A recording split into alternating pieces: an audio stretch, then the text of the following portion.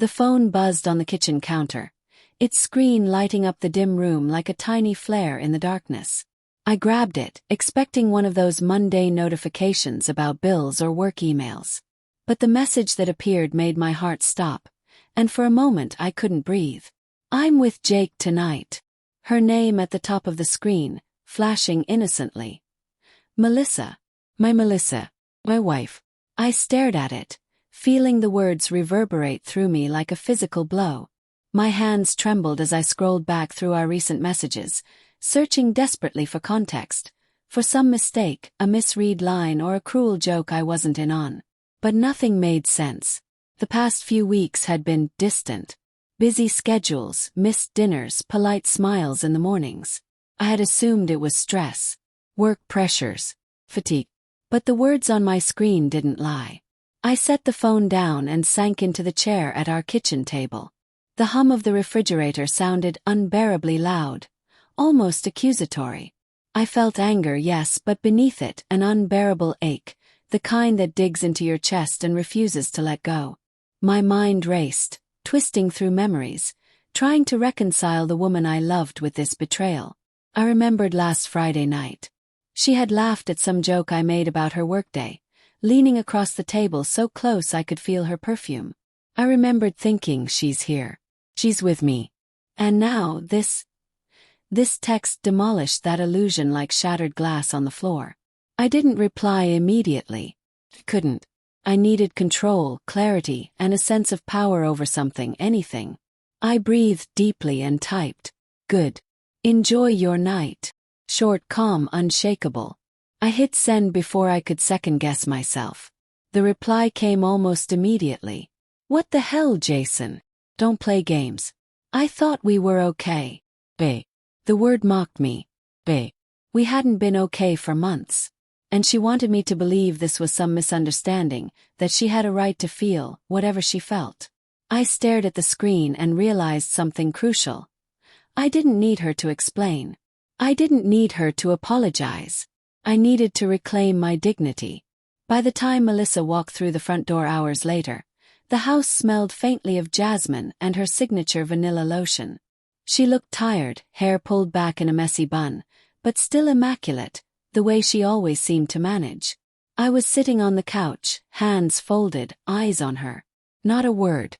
"Jason," she began, her voice tentative, uncertain. Waited. I just wanted to tell you." "Melissa," I said, my voice calm, steadier than I felt. "You don't have to. I already know." Her eyes widened, the mask of casual nonchalance slipping. "What do you mean?" I leaned back, letting the weight of the moment settle. "The text. Tonight. Jake." The words hit her like a slap. She froze, searching my face, trying to read the emotion there. Shock, rage, hurt, all of it. It's not what you think," she stammered. But I had stopped listening to excuses a long time ago. I had stopped hoping for a version of her that didn't exist. Instead, I remembered every little detail. The late nights at work, the disappearing weekends, the subtle withdrawal from our conversations, our intimacy. All signs, all ignored because I loved her. Blindly. "I don't need to hear it," I said softly. "I just need to understand one thing. Were you ever committed to us?"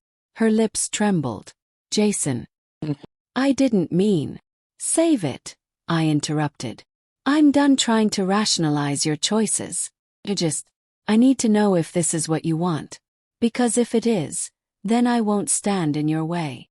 Tears glimmered in her eyes now. For a moment, she looked like the woman I had fallen in love with, the one I had trusted with my whole heart. But I had learned, painfully, that trust can be stolen, and love can be weaponized. "I didn't mean to hurt you," she whispered. The words sounded hollow, echoing in the living room that had once been our sanctuary. I wanted to scream, to rage, to demand 1,000 apologies. But the truth was, none of that would fix anything. The betrayal had already done its work. It had seeped into the cracks of our marriage and lodged itself in my chest. Instead, I reached for something far more powerful. Control. A final statement that couldn't be debated, excused, or diminished. I took a deep breath and said, "Then go." Stay with him. Stay away from me. I'm done playing a game I never agreed to. Her hands shook as she reached toward me, but I didn't move.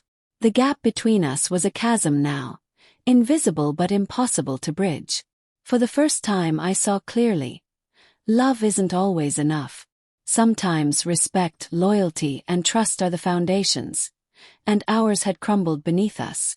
She left that night without another word, and for hours I sat in the quiet house, listening to the sound of my own heartbeat. It was a strange sort of liberation, knowing the truth and no longer pretending otherwise. But it was painful too. Grief came in waves. The grief of lost years, of broken vows, of a life that had been built on illusions. Over the next few days I kept my distance. I didn't answer her calls or texts. I focused on work, on friends, on rebuilding some semblance of normalcy. And in that space I realized something essential. The betrayal, though excruciating, had revealed a truth I could no longer ignore. I had been coiled in denial, holding on to someone who didn't reciprocate my love fully. Now I could finally uncoil, stretch, breathe. The confrontation returned to me often, in flashes. I remembered the cold shock in her eyes, the way she had tried to justify her choices, and the small, bitter satisfaction of remaining composed while the weight of her lies collapsed around her. It wasn't revenge. I didn't want to hurt her, but a quiet acknowledgement that I still had myself, still had my integrity. Weeks later, when I finally agreed to meet her in a neutral space to discuss logistics, she looked at me with that old, familiar spark. But I didn't recognize it anymore. I realized in that moment that the woman I had loved had been replaced. Not fully, but enough. Enough to shatter the life we had built together. "I miss us," she said, her voice barely above a whisper. "I know," I replied, calm but firm. "But some things aren't meant to be fixed. Some things can't go back to the way they were." She nodded, tears brimming, but I could see the resolve forming behind them. She had made her choice, and now I had mine. I would not be trapped in a marriage defined by deceit. Not anymore.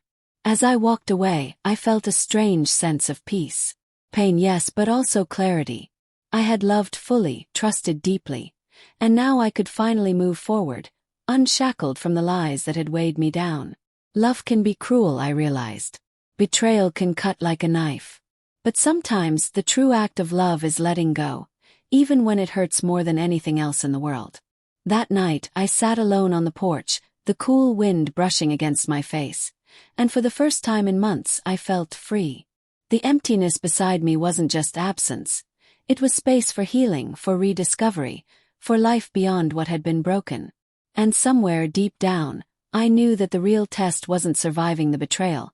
It was surviving it with dignity, with courage, and with the knowledge that I still had myself.